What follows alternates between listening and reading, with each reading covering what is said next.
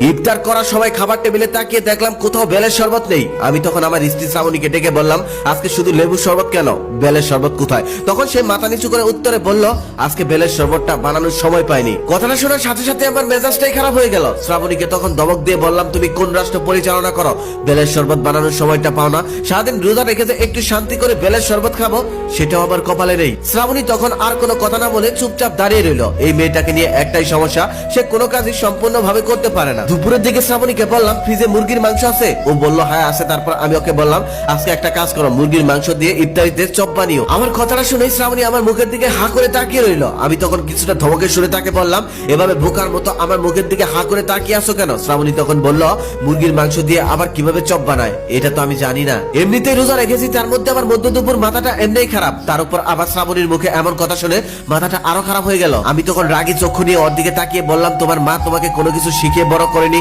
যা বলি সেটাই না বলো, কিছুই পারো না তুমি। আসলে আমার জীবনের সব থেকে বড় ভুলটাই করেছি তোমাকে বিয়ে করে। শ্রাবণী তখন কোনো কথা না বলে চুপচাপ আমার সামনে দাঁড়িয়ে রইল। আমি তখন অন্য রুমে চলে গেলাম। এই মেয়েটাকে নিয়ে আমি আর পারছি না।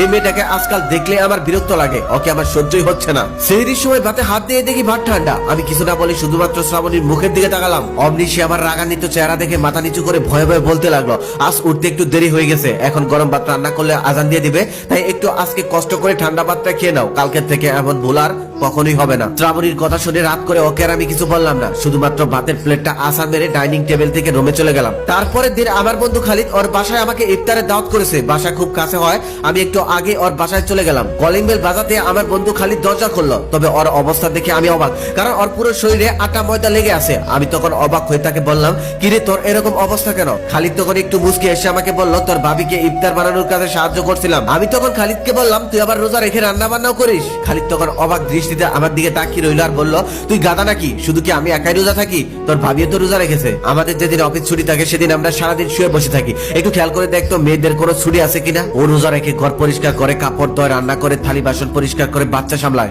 আবার ইফতারে বেগুন আলুর চপ বুট ভরা, এগুলো খেতে যতটাই মজা, এগুলো বানাতে ততটাই কষ্ট হয়। একটা মানুষ প্রত্যেক দিন এই কাজগুলো সামলায়, ওরাও তো মানুষ, অন্য কিছু তো আর না। তাই আমি যখনই সুযোগ পাই আমার স্ত্রীকে আমি সাহায্য করি। ইফতারের সময় খালিদ আর ওর স্ত্রীর ভালোবাসা আমি আর চোখে দেখছিলাম। যতই দেখছিলাম ততই নিজেকে অমানুষ বলে মনে হচ্ছিল আমার। হঠাৎ ভাবি খালিদকে বলল, এই রে, আজকে তোমার শরবতে তোমার পছন্দের ইসুপগুলোর ভুসি দিতে ভুলে গেছি। খালিদ তখন উত্তরে বলল, তাতে কি, একদিন ইসুপগুলোর ভুসি না খেলে কি মরে যাবো নাকি? আমি তখন খালিদের জায়গায় নিজেকে দাঁড় করালাম। মনে মনে ভাবতে লাগলাম, আর যদি শ্রাবণী আমার সাথে এমনটা করতো তাহলে হয়তো আমি গালাগালি করে 12টা বাজিয়ে দিতাম।